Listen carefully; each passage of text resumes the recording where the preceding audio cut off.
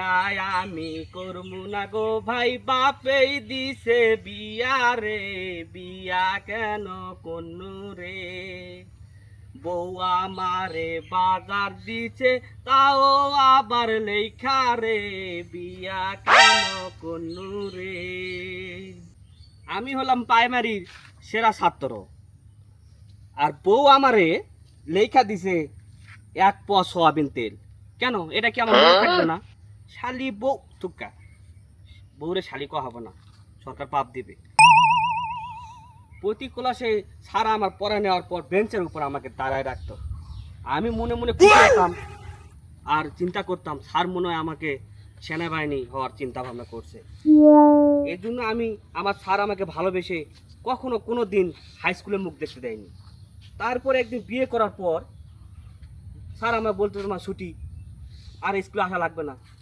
কারে, এটা কি করে সম্ভব? তো যাই হোক, বউ আমাকে দিছে 1 পোয়া সয়াবিন তেল। আমি যে প্রাইমারি এত ভালো একজন ছাত্র ছিলাম, আর এখানে লিখে দিচ্ছে 1 পোয়া সয়াবিন তেল। এত ভালো ছাত্র হওয়ার আমার গুণগতি কি? এই 1 পোয়া সয়াবিন তেল আমার মনে থাকবে না? আর দি বউ 1 পোয়া সয়াবিন তেল, ধুর, এটা মনে থাকবে না, ধুর। চিনিরা শেষ করলাম,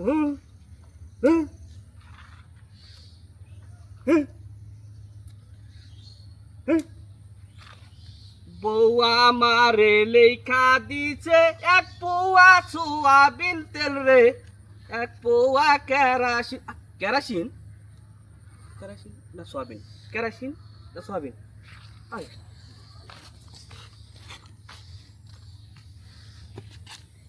আল্লাহ, কোথাও তো লেখা নাই, এখন আমি কি করবো?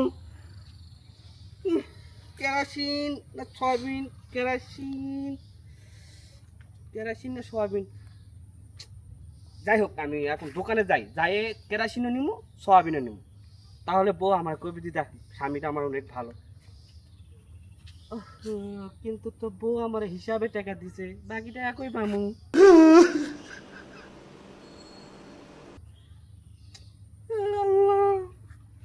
বাকিটা একই পামু। আল্লাহ গো, এই জন্যই মনে হয় স্যার আমাকে কখনো হাই স্কুলে যাইতে দেয়নি। বাসায় গেলে বউ আবার আমার মারবে। আল্লাহ, আমি কি বিপদ পড়ে গেলাম।